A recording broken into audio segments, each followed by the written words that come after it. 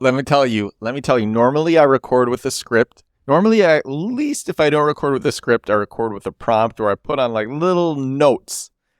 In this case, I was taking a break from my Pomodoro session, a short 3-minute break between Pomodoros, and I'm lying there as I take a break, as I rest my body after a long day. I'm lying there and I'm like, wow, it's crazy the effect on a business or a podcast or a brand that a viral video could have. Because my video about the Twitter ads glitch, I'm calling it a glitch now because that's what it feels like.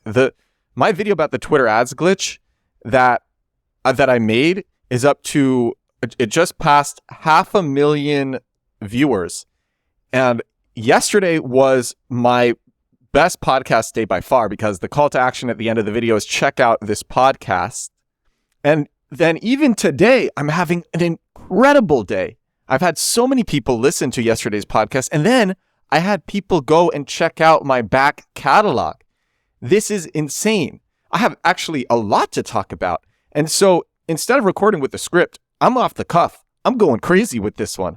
This one is just, I'm inspired. This is just true inspiration that I want to share with whoever is crazy enough to listen to me, and I want to share it because here's what I'm realizing. And I mean, I like, this, but when you experience it, it's something different. Okay, I'm one of the best SEOs, search engine optimizers in the world. For anyone new who's listening, I've mentioned that before in old episodes. If you're a new listener, I've done SEO for Time, Microsoft, P&G, ADP, a lot of small, medium-sized businesses. I do it for myself. I do it for my startups. And we've gotten a lot of customers for startups just off SEO. It's maybe my favorite channel because it's evergreen. You can set up an SEO funnel in 3 months, and that will make your business for years, especially if you can put in some sort of like viral loop where you have this SEO. Here's what's really incredible about SEO for SaaS and why SEO with SaaS is like my favorite channel, because when you set up an SEO funnel with like bottom of funnel keywords, so the people who are searching for your use case with software as a service, the people who are searching for your use case are going to they're just going to use your product because that's what they're searching for. They're searching for your use case. Bottom of funnel SEO means bottom of funnel search engine optimization means they know what they want, but they don't know the brand that will give it to them.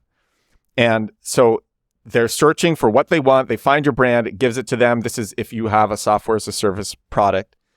And then they use your product. And the reason why SEO is the best for SaaS is because you can set up this funnel in a couple of months and then get users for years from it and just keep iterating on those users until you find product market fit. People think they need to have product market fit right away. No. But if you build an SEO funnel, you can find product market fit because every day you're getting new users. The thing is, if you don't have SEO, here's what you need. And you're a software as a service company. Here's what you need.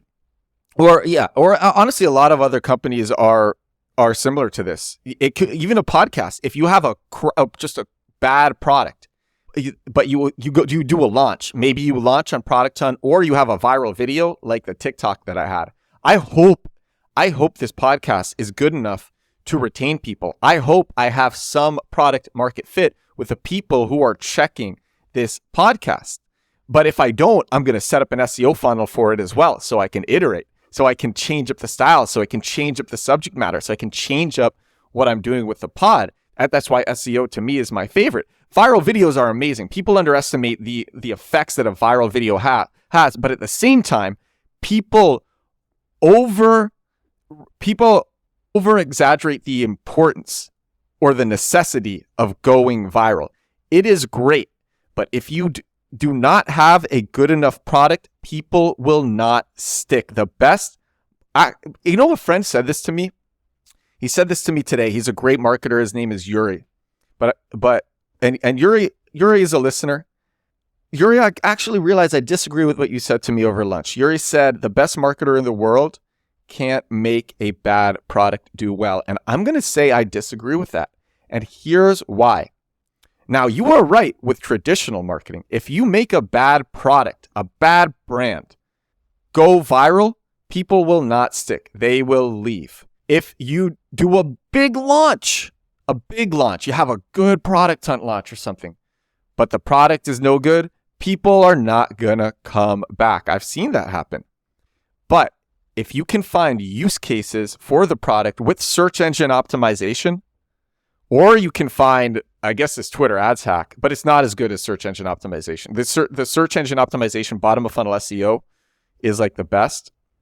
If you can find that, then that's something a great marketer can do. A bad marketer, or a mid-level marketer, they're not able to create that bottom of funnel search engine, that like bottom of funnel, like SEO funnel, bottom of funnel SEO funnel. But if you have that, then you can iterate, you can make a bad product. Users will still not be very sticky if the product is bad, but you can, here's the thing that you could do. You actually could find enough demand from SEO, from these hidden SEO use cases that other businesses aren't going after because the keywords are too long tail, the volume is too low, but you're a workaholic and you crank out bottom of funnel SEO page after bottom of funnel SEO page and you build up your domain authority. And then actually through that, you could have a product that makes enough money just on its own to be sustainable. And with that, you can also iterate on the product and be more likely to find some sort of viral mechanism or product market fit. And that is something that a great marketer can do. So I actually disagree that a great marketer can't make a bad product worthwhile, but it does help if the product is good. I hope this podcast is a good product. The reason I started it is because I thought I have an unfair advantage in that I think I'm a reasonably decent speaker. I also think I'm a very passionate individual, which makes me engaging. And in terms of digital marketers, from the other digital marketers that I have met, I am one of the best. So, and I wasn't always like this, but selfishly, it will help me a lot to just share everything. I also have learned over the years that even if you share everything, most people are just going to ignore you. Here's something that I learned. I've talked about this before. You only get competition if people see you become validated. We made the first video game. We invented play to earn in crypto. We made the first video game in crypto. And it was the first play to earn game, me and my friends. No one was doing that before us. But when we did it, and it did very well, we made $500,000 in our first 48 hours of launch and $1 million by the end of that first month. And when we did that, everyone started copying us, literally copying our designs, copying our CSS, copying our text, our colors. In one case, one company literally just took everything. We had monsters in our game and they replaced our monsters with robots.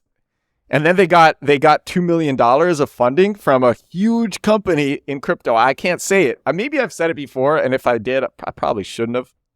But I can't because everyone knows this company. It's like the biggest. It is literally like the biggest blockchain company in the world. And they got $2 million funding and then flipped that $2 million into a very big gaming project in crypto. And they did that. Then Axie Infinity came out a few months after us, did the same thing, took a lot of our elements. I took a lot of our elements. I've told this story before. I'll probably tell it again. And yeah, Axie became a $3 billion company. But again, like these people weren't doing it until we did it. And one could make the argument, oh, play to earn was such a great idea. Like people were going to do it sooner or later. Sure.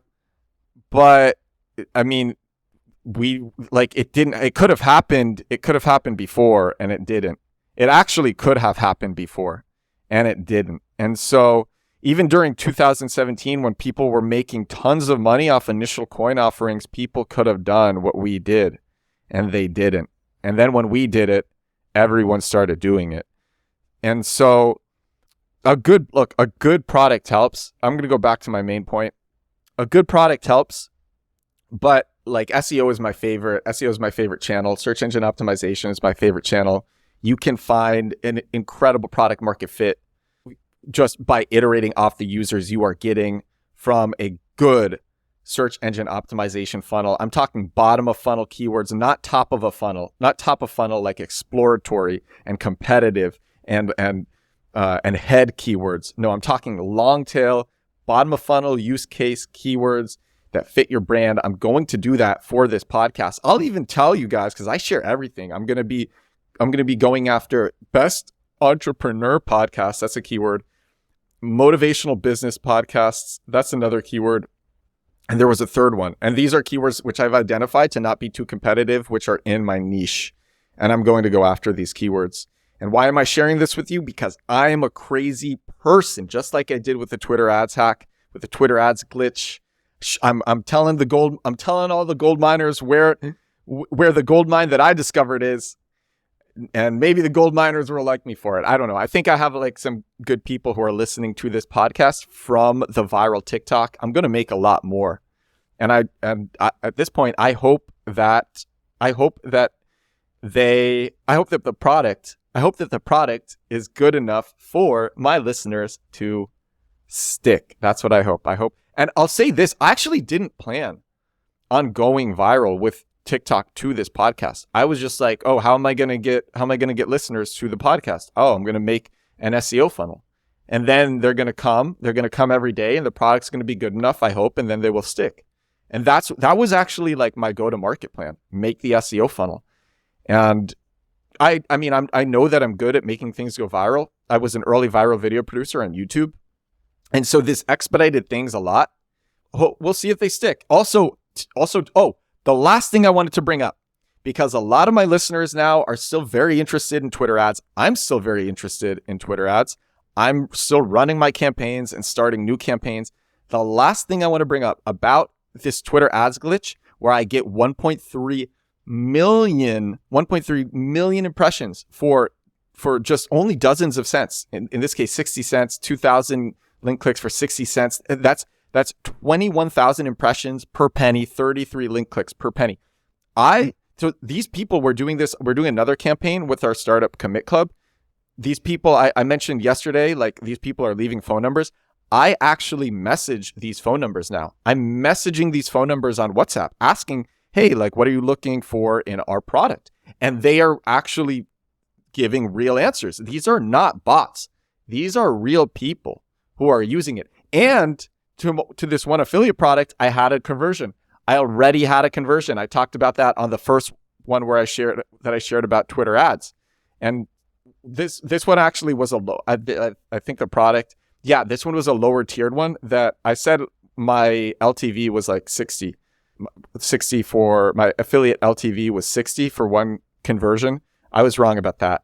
I was wrong. In this case, this is a lower one. So it'll probably be like $12 LTV. Whatever. I spent $1. Got $12. The other question is, can it scale up? I'm not sure that it can scale up linearly. I would be surprised, as in like if I throw $10 at this, then I'll get 13 million impressions. I will be surprised if it scales linearly. So far, each day though, I am getting millions of impressions for $1 ad spend. And now I got to scale it up and see what happens. But I think my hunch so far is telling me that this is a glitch. My hunch so far is telling me that because people who start a campaign with a $20 daily ad spend to get far worse results. This is on Twitter ads, Twitter X ads. Get far worse results than I do setting my campaign to a $1 daily ad spend, which is why I think I found a glitch in Twitter X ads, and that's what I'm exploiting right now. Is it actually a glitch? It feels like it's a glitch because if you, like I said in yesterday's episode, if you clone a campaign or if you pause and resume a campaign, then it burns through your dollar ad spend really fast without giving you the same results. But if you start it from scratch and just let it run, then you get incredible results on it. Which leads me to think maybe this is a glitch. If you've been having phenomenal success with Twitter X ads, or there's something you want to share with me, if there's something that you want to share with me that you'd like me to share on the pod, please do so. I look forward to hearing from anybody. Also, if you checked out the newsletter, I'm getting so many signups to my newsletter from these Twitter ads and from all of you who are listening. Thank you so much. That newsletter, for anybody new, the newsletter is edwardssturm.com/newsletter, or you can just go to edwardspod.com and there's a link to join the newsletter at the bottom, or edwardsturm.com. Just join the newsletter at the bottom of the page. But if you want to see the landing page for the newsletter, if you'd like to check it out, see the copy that I wrote, see why you should join the newsletter, it's edwardsturm.com/newsletter. We are on episode 47 of my daily show, The Edward Show. I wasn't planning on recording this episode just yet. I was lying down 17 minutes ago. I felt inspired. I said, I gotta record, and I'm gonna record now. And that's what I did. I hope this was a good episode. Thank you so much to everybody who has listened in so far. And feel free to check out the back catalog as well. I think some of my other episodes were really good. The episode that I had about the JP Morgan art collection was very good. I believe episode number 9 of my podcast was also a great episode. Episode number 9, I just checked. It's called Twitter's Power Play Over Threads and Why You Should Steal Like Zuck. I got some pretty good reviews on that one. I think that one is a pretty good one. Thank you so much for listening. I will talk to you again tomorrow. Bye now.